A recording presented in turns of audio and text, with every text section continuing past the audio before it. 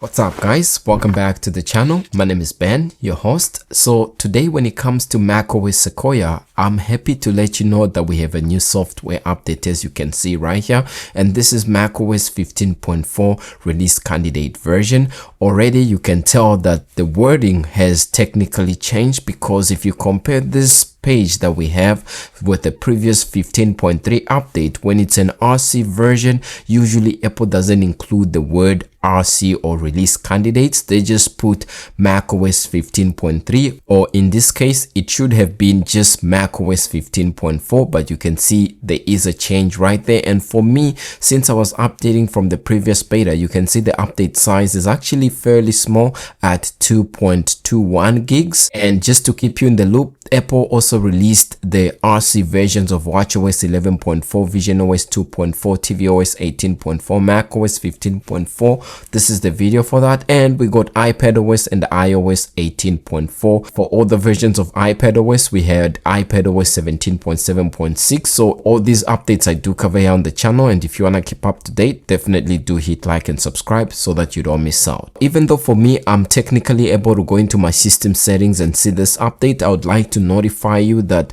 some Mac users who have an M4 MacBook Air or M4 Max or M3 Ultra Mac Studio are unable to get the latest macOS 15.4 RC update that just came out. And the reason is because Apple failed to provide the appropriate decryption key for those devices to install the update.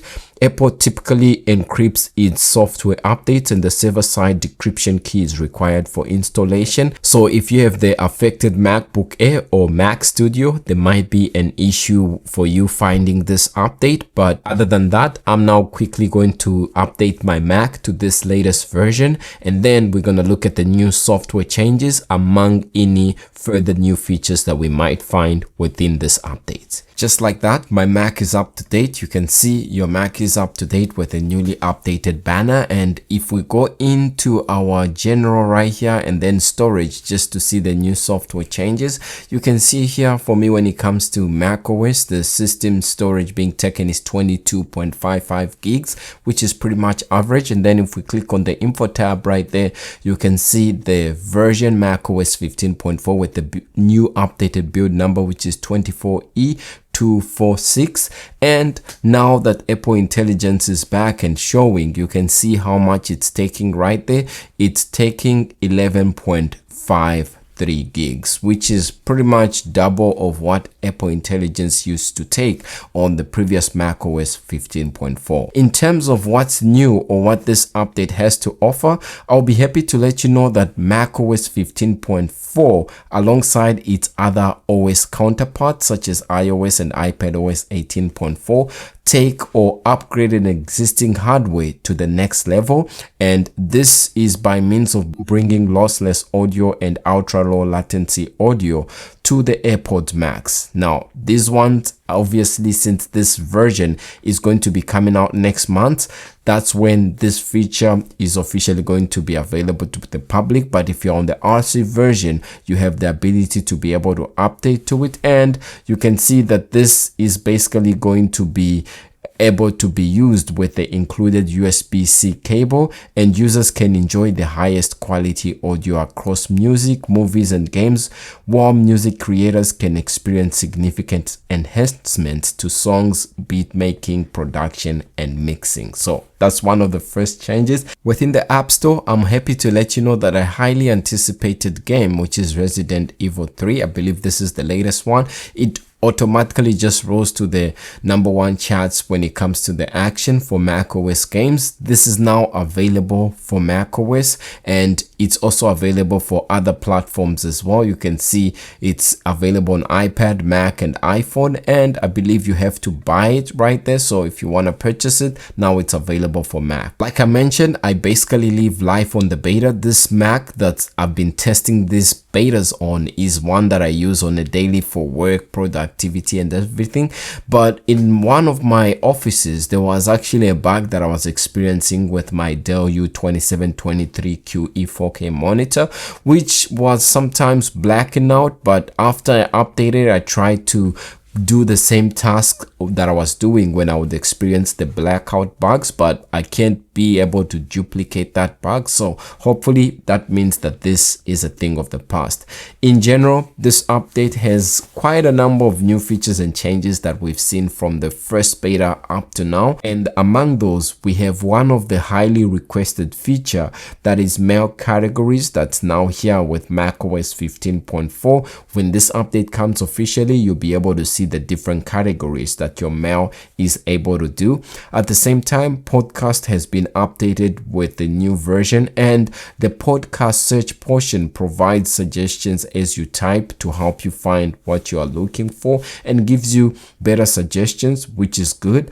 Image Playground now gets new style called Sketch, in addition to the other two that were existing. Sketch was just missing and we were promised it, but it seems now with macOS 15.4 Apple has delivered it.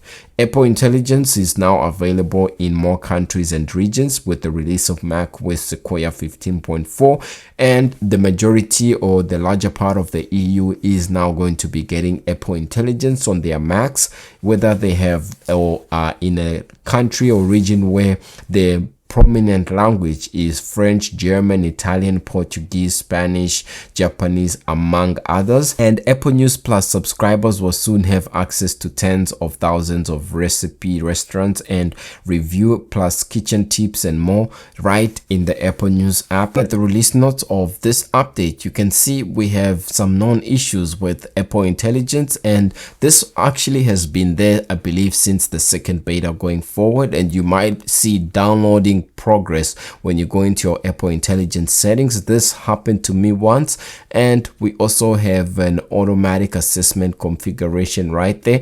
Now we do have some known issues with driver extensions and a few FS Kit new features that have been added, and there's also a resolved issue for game controllers that might stop responding when accessibility feature such as voiceover are enabled.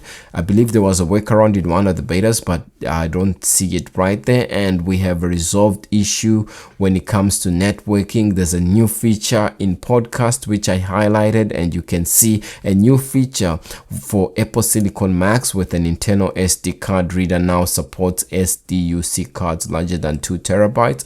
And basically you can see some other resolved issues and non-issues, and some that pertains to Swift UI, some new features that pertains to system calls. And these are most of the notes that Apple has provided when it comes to this update. But when it comes to an official release date, as Apple say that this is going to be coming out next month, you can see today being the 24th of March and we being on a weekly release cycle, most likely we might get this update on the 31st. But like Apple has stated, this update is expected to be released in April, so it's possible we might see this update come out officially on the 31st or April 1st.